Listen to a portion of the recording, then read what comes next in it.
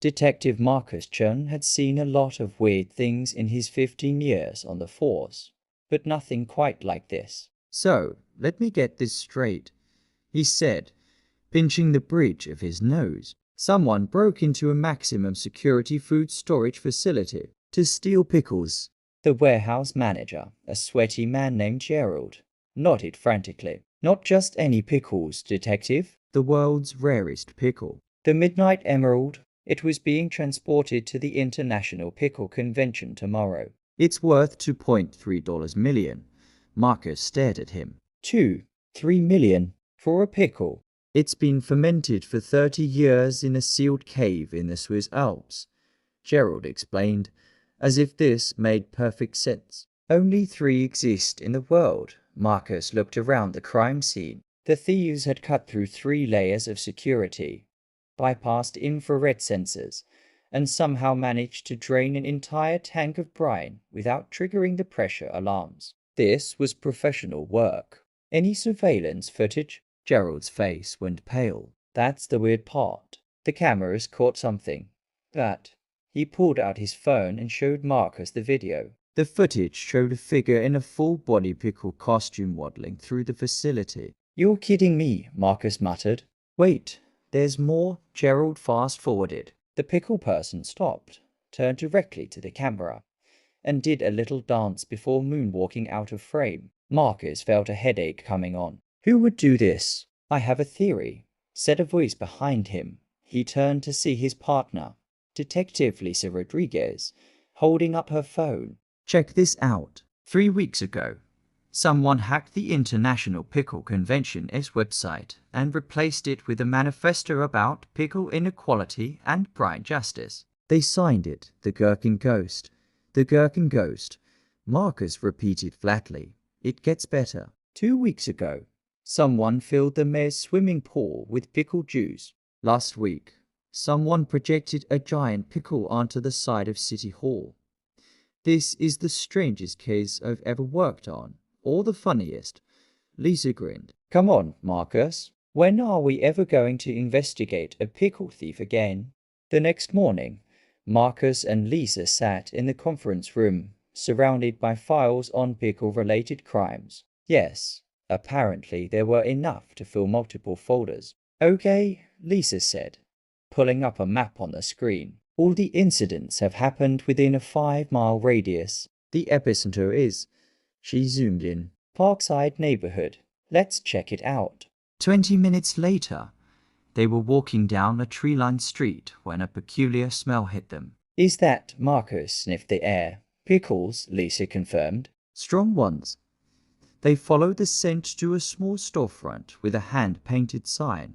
Cornelius is Curious Pickles. Through the window, they could see jars upon jars of pickles in every color imaginable.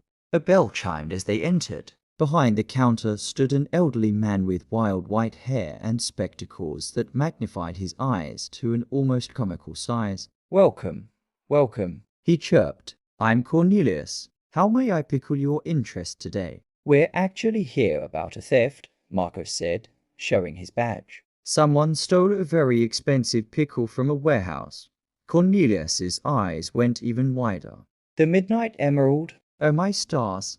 I heard about that on the pickle enthusiast forums. Absolutely devastating. That pickle was a work of art. You're familiar with it? Familiar? Detective, I'm one of 3 judges scheduled to taste it at tomorrow's convention. It's the opportunity of a lifetime. Or it was.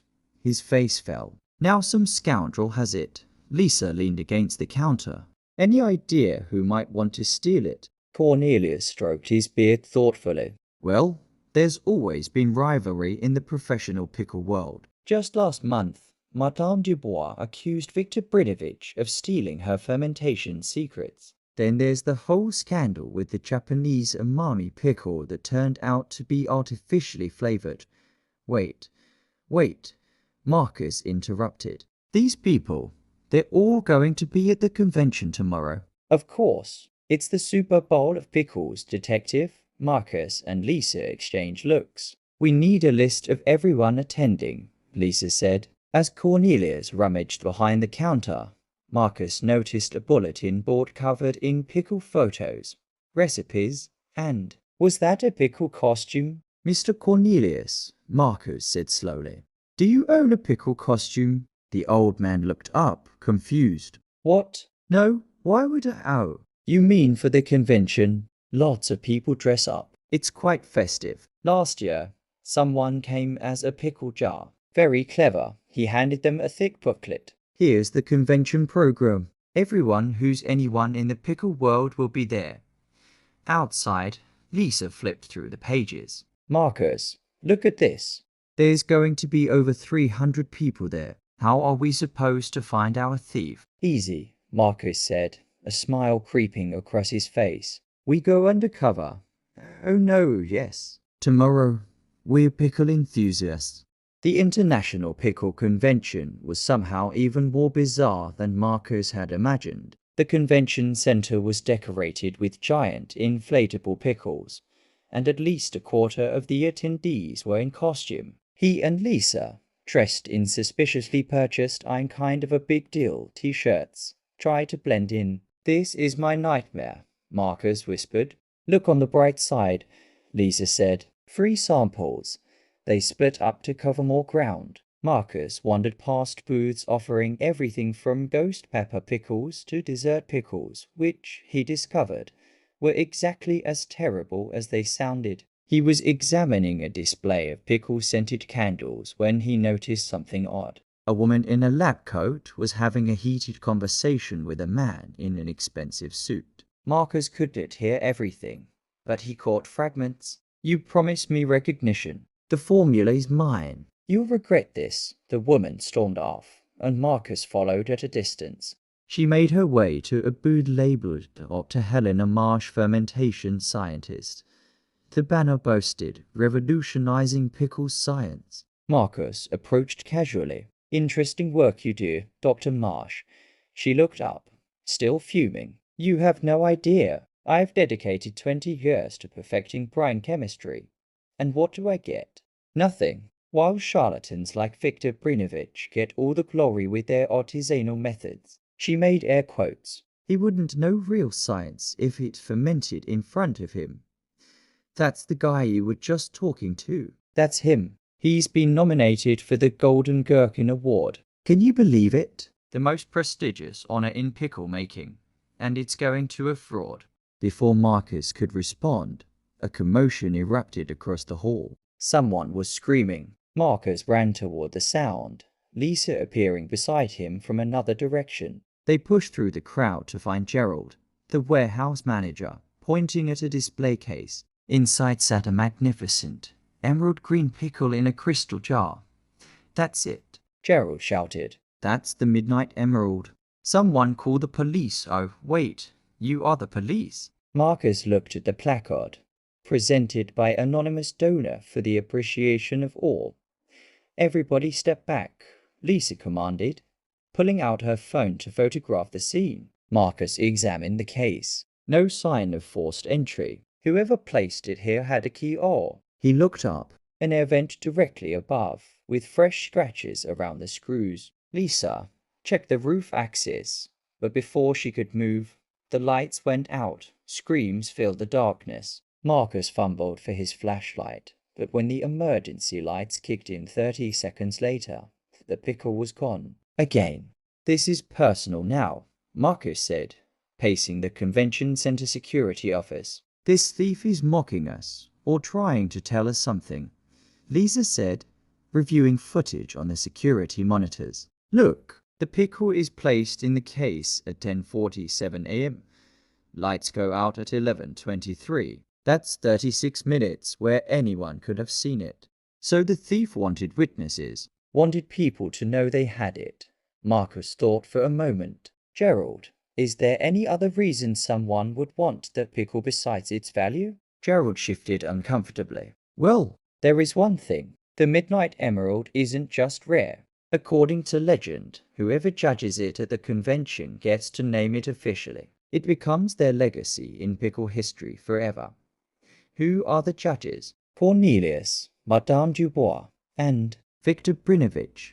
Marcus and Lisa looked at each other. We need to talk to Brinovich. They found Victor in the VIP lounge, surrounded by admirers. He was tall, with a perfectly groomed beard, and an air of superiority that made Marcus's jaw clench. Mr. Brinovich, we need to ask you some questions. Victor waved his fans away. About the theft? Tragic, truly. Such a masterpiece, lost to criminal hands. Where were you last night between midnight and AM? In my hotel room, sleeping. Alone, unfortunately. So no alibi. But I assure you, I have no need to steal pickles. I create them. What about Dr. Marsh? We saw you arguing earlier. Victor's expression darkened. Helena is bitter. She believes pickle making is purely science. But she's wrong. It's an art. She spent years trying to prove otherwise, and it's made her desperate. Desperate enough to steal, perhaps desperate enough to do something foolish to embarrass me at the convention. Yes, after they left.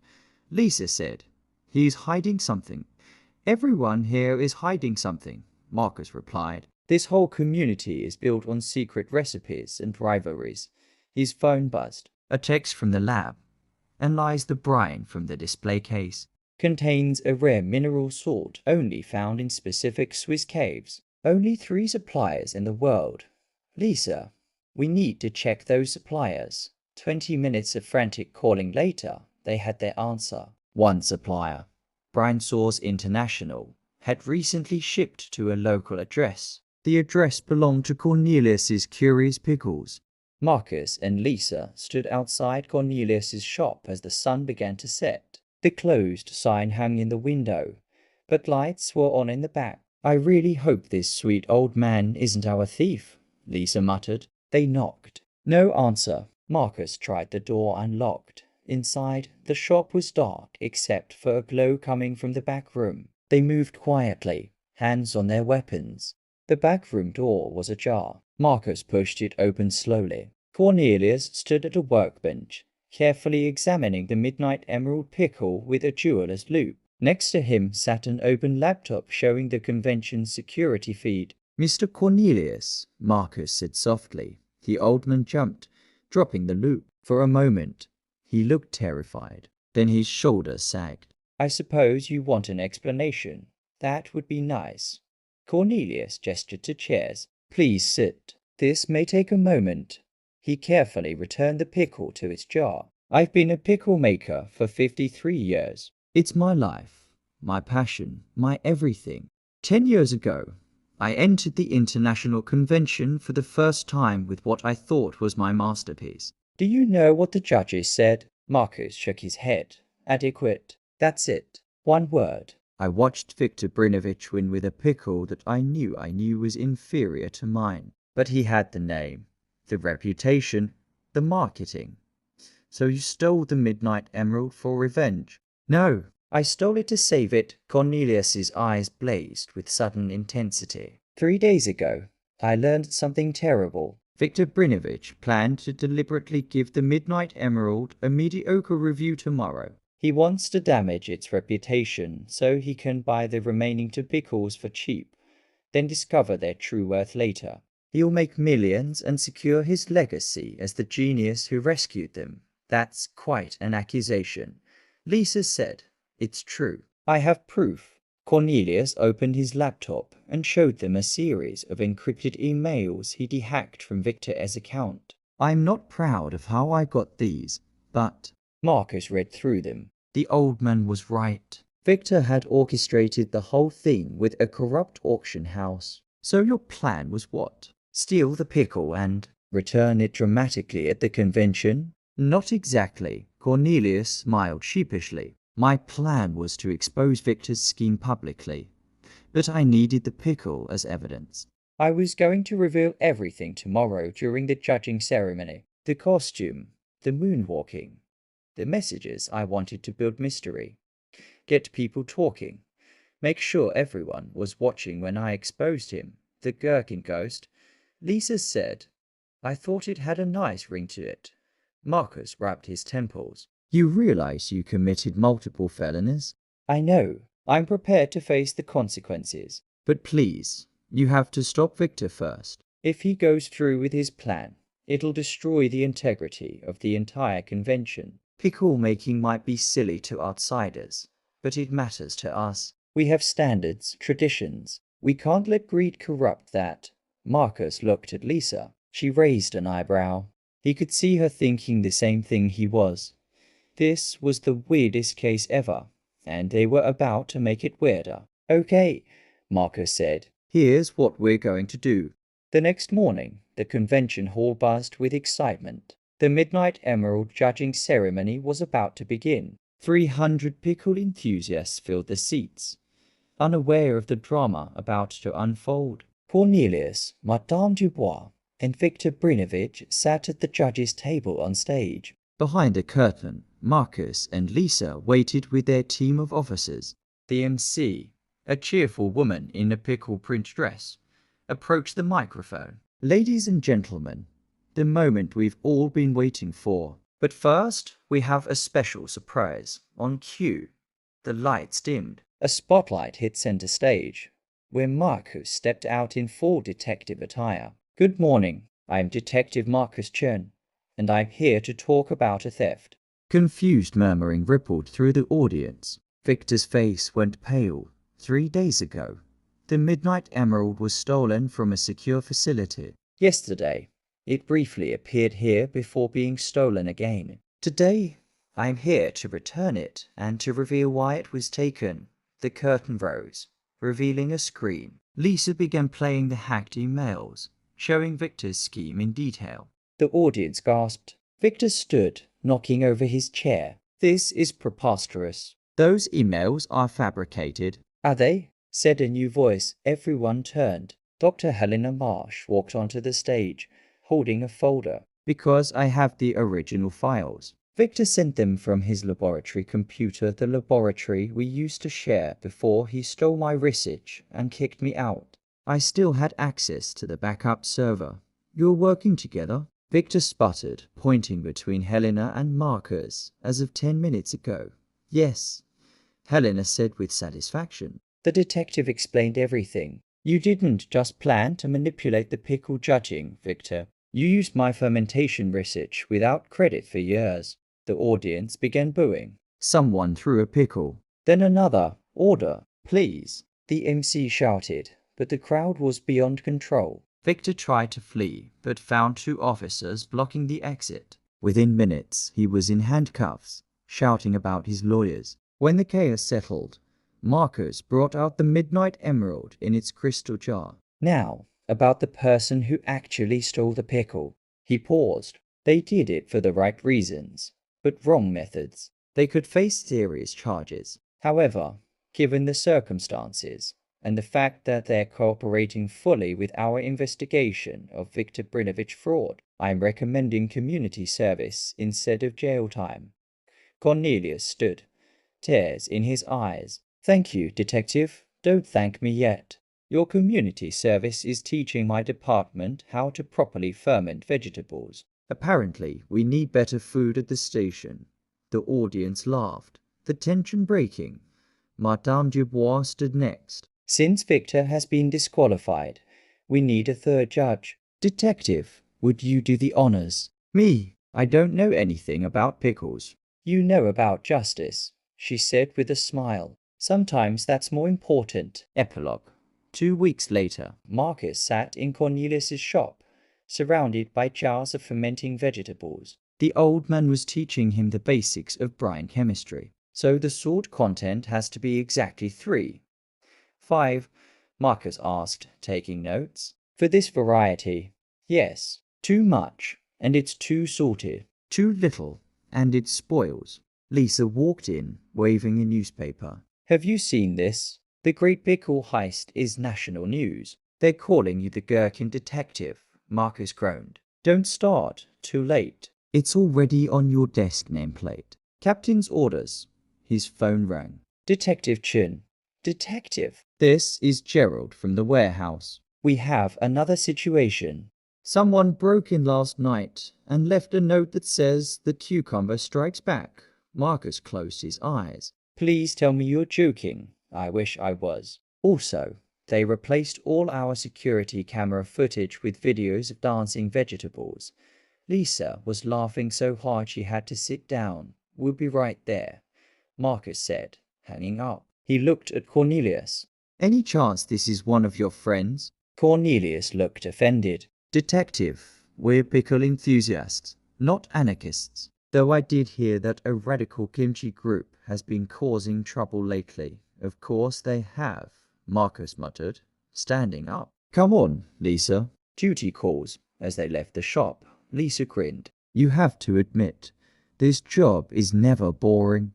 Marcus looked at her, deadpan. I solve vegetable crimes now. My laugh is a joke. The best kind of joke.